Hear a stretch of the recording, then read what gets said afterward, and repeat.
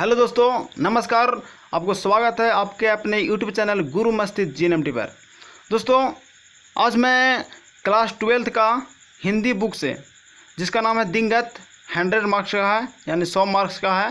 दोस्तों, आज मैं उससे लेसन 1 का अर्थात बातचीत, लेसन 1 का नाम है बातचीत, जिनका लेखक है बालकृष्ण भट्ट जी।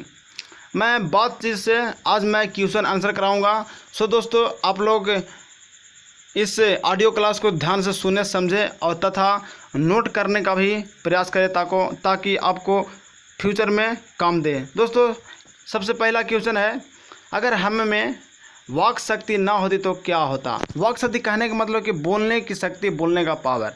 तो इसका उत्तर है, अगर हम में वाक शक्ति नहीं होती अर्थात बोलने की शक्ति नहीं होती तो पूरा पृथ्वी लूंज पूंज की अवस्था में किसी कोने में बैठी होती। कहने का मतलब, लूंज पूंज कहने का मतलब कि मैंने ढीला ढीला या जैसे तैसे किसी कोने में बैठी होती। वाक शक्ति के द्वारा ही हम किसी से बात करते हैं। बोलने की शक्ति जो है, बोलने का जो तरीका है, उसी से हम किसी से बातचीत करते हैं एवं विभिन्न क्रियाकलाप भी करते हैं। यह होता है। अगर वाक शक्ति ही नहीं होता तो हमारे जीवन का गति रुक जाता, पूरा सृष्टि गूंगी हो जाती, विचारों का आदान प्रदान नहीं हो पाएगा।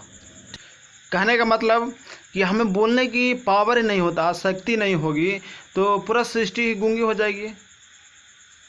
क्योंकि जब विचारों का आदान प्रदान नहीं, जब किसी व्यक्ति दूसरे व्यक्ति से बोल नहीं पाएगा तो आदान प्रदान कैसे होगा, सृष्टि कैसे चलेगा। इसलिए हमें बोलना बहुत ज़रूरी है। दोस्तों, नेक्स्ट क्वेश्चन है दूसरा नंबर, वह है बातचीत के संबंध में बेन जॉनसन और एडिसन के क्या विचार हैं।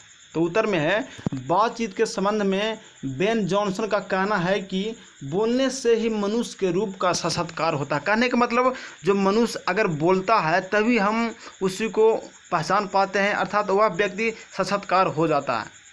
वे कहते हैं कि 4 से अधिक की व्यक्ति बातचीत को केवल राम रमौल कहलाएगी। राम रमौल कहने का मतलब, जब 4 व्यक्तियों का बातचीत आपस में होता है तो उसको राम रमौल कहते हैं, अर्थात मतलब झगड़ालू टाइप का हो जाएगा, वह राम रमौल कहलाएगा। बातचीत का एक खास बात यह है कि जिनको बात करने का लत पड़ जाता है वे इसके पीछे खाना पीना भी छोड़ बैठते हैं। कहने का मतलब दोस्तों, अगर हम 2-4 व्यक्तियों के बीच में बात कर रहे हैं तो वो राम रमौल तो कहलाएगी ही, साथ साथ हमें इतना मन लगता है बात करने में कि बात करने की वजह से हम कोई भी काम छोड़ भी सकते हैं, जैसे खाना पीना हो या कुछ भी हम छोड़ बैठते हैं या बातचीत के धुन में लगे रहते हैं। आगे है, जबकि एडिसन का मत है वो हुआ बेन जॉनसन का मत, लेकिन एडिसन का मत है कि असल बातचीत 2 व्यक्तियों में ही हो सकती है। असल बातचीत जो है वो 2 व्यक्तियों में ही हो सकती है, यह है जबकि एडिसन का मत है।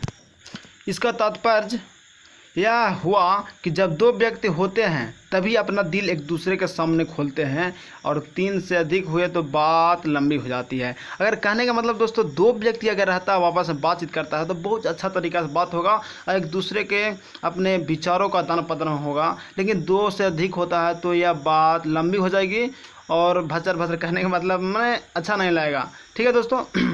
तो नेक्स्ट क्वेश्चन नंबर 3 है, आर्ट ऑफ कन्वर्सेशन क्या है। बहुत ही वीवीआई क्वेश्चन है दोस्तों। इसका उत्तर है, बात करने के हुनर को आर्ट ऑफ कन्वर्सेशन कहते हैं। जो बात करने का तरीका है, हुनर है, वही आर्ट ऑफ कन्वर्सेशन कहते हैं।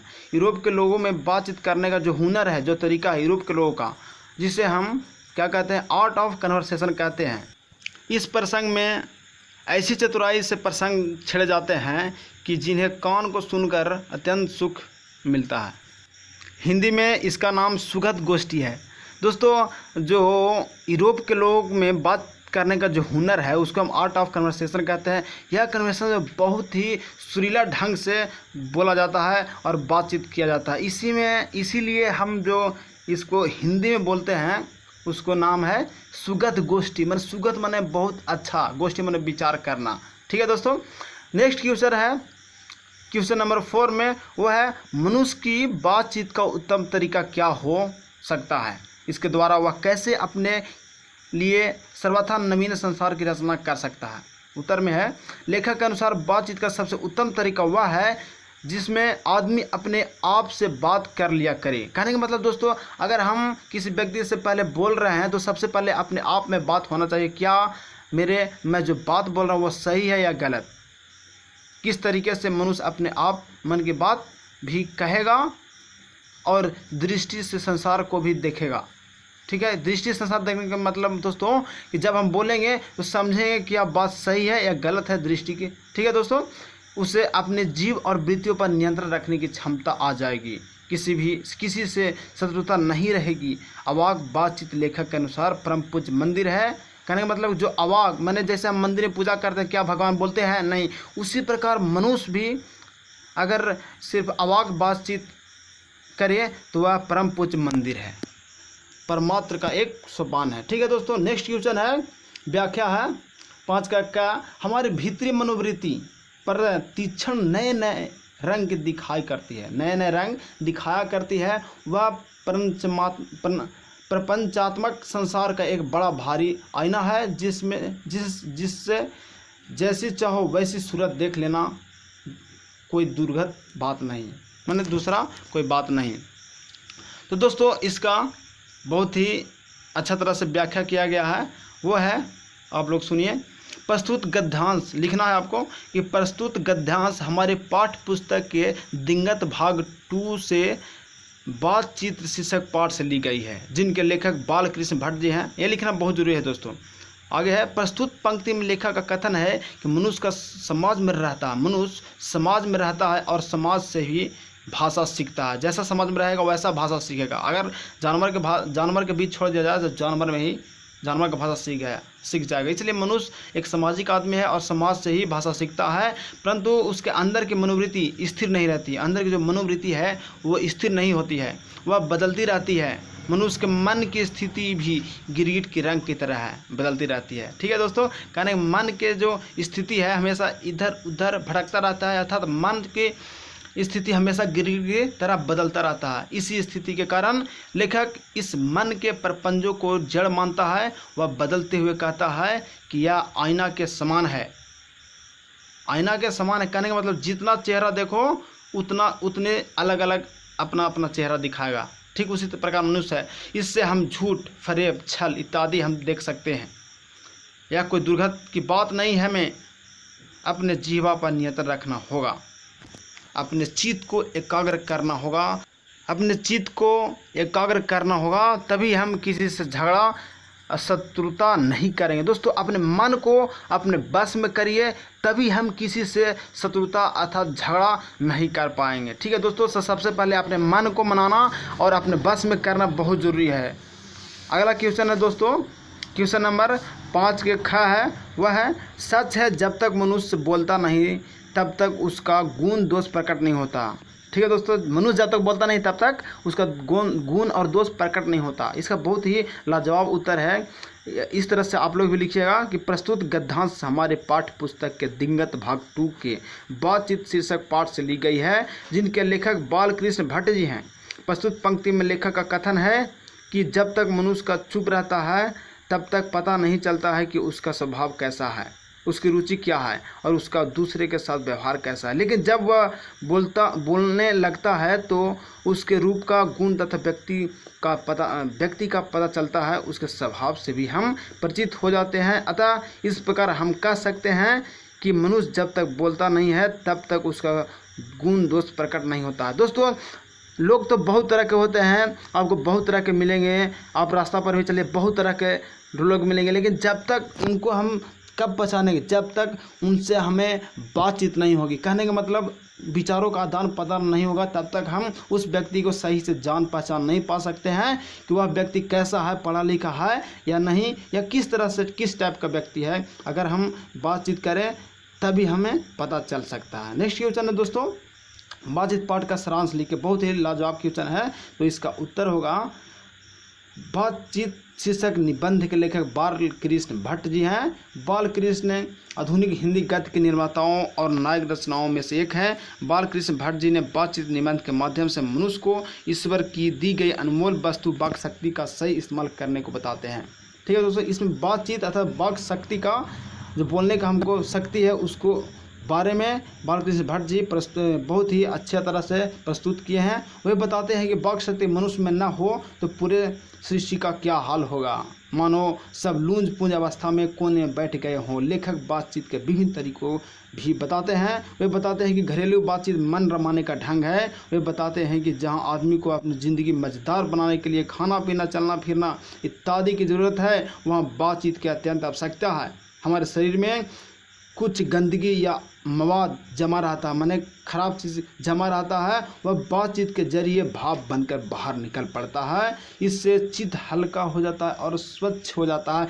अगर हम किसी बात को, कहने का मतलब दोस्तों, लेखक कहने का मतलब है कि अगर हम किसी बात को अंदरे अंदरे रख ले हैं तो वो विष के समान होगा, लेकिन जब वही बात को किसी दूसरे व्यक्ति से बातचीत करके निकाल देते हैं तो वह मन हल्का और चित्त भी हल्का हो जाता है। दूसरा, ठीक है दोस्तों, बातचीत करने से मनुष्य का साक्षात्कार होता है, यानी उसका गुण दोष का पता चलता है। अगर बातचीत करे तभी तो हमको पता चलेगा कि वो किस प्रकार के आदमी है। इस संदर्भ में वेन जॉनसन का कहना है कि बोलने से ही मनुष्य के रूप का साक्षात्कार होता है। वे कहते हैं कि 4 से अधिक की व्यक्तियों केवल राम रमौल कहलाएगी, केवल झगड़ालू। राम रमौल कहने मतलब झगड़ालू। बातचीत का एक खास बात यह है कि जिसको बात करने का लत पड़ जाता है वह खाना पीना सब छोड़ जाता है। बातचीत में इतना दम है दोस्तों कि बात जब निकल जाती है तो कुछ भी काम हो या खाना ही क्यों ना हो वह भी छूट जाता है। यही बताते हैं लेखक बालकृष्ण भट्ट जी ने। आगे बताया है, बातचीत के अनेक भेद या प्रकार हैं। यथा 2 बूढ़ों की बातचीत हमेशा पुराने ज़माने की शिकायत पर हुआ करती है। सही बात है दोस्तों, बूढ़ा 2 बैठ जाएंगे तो वो इतिहास निकाल देंगे कि आपके लड़का क्या करेगा, पहले तो हम लोग ये करते थे वो करते थे। ठीक है दोस्तों, वे कुछ ऐसा बात बोलते हैं जिसे 4-10 झूठ। 2 बूढ़ियों की बातचीत अधिकांशतः बहू बेटी की चुगली करना, उनके शिकवा और शिकायत करना, और 2 सहेलियों की बातचीत का अंदाज ही निराला है। रस का समुद्र मानो उमड़ा चला रहा है, यानी बात खत्म होने का नाम ही नहीं ले रही है। 2 लड़कियों की बातचीत खेल संबंधी होता है। ठीक है दोस्तों, नेक्स्ट क्वेश्चन है जो मैंने बनाया है वो है राम रमौल क्या है। तो बहुत अच्छा आसानी से आप लोग समझ सकते हैं कि राम रमौल बहुत ही पिछले क्वेश्चन में आता है, बार बार आया है। तो उसको हम उत्तर देंगे कि 4 से अधिक व्यक्तियों के बातचीत को राम रमौल कहते हैं। अगर एक नहीं, 2 नहीं, बल्कि 3 नहीं, मैंने 2 से अधिक व्यक्ति, 3 या 4, यानी 4 मैक्सिमम, 4 से मिनिमम 4 से अधिक व्यक्तियों को बातचीत को राम रमौल कहते हैं। राम रमौल सिर्फ 4 व्यक्तियों से या 4 से अधिक व्यक्तियों को राम रमौल कहते हैं बातचीत को। नेक्स्ट क्वेश्चन है, बातचीत की क्या विशेषता है। बातचीत जो लिखे हैं उससे हमें क्या विशेषता प्रकट होता है, माने विशेषता क्या है। तो उत्तर है, बालकृष्ण भट्ट रचित बातचीत विषय को बड़े ही ठोस शब्दों में वर्णन किया है।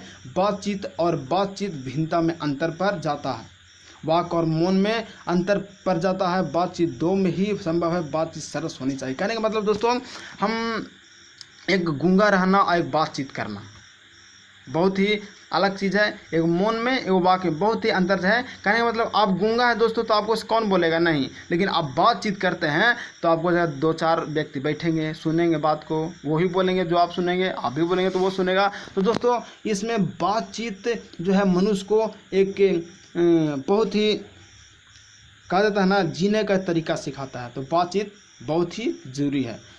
आगे क्वेश्चन है, बातचीत से हमें क्या मिलता है या क्या शिक्षा मिलता है। तो दोस्तों इसका उत्तर बहुत ही आसानी तरीका से देना है। उत्तर है, बातचीत से मन में जमा मवाद क्या मिलता है से देख लीजिए।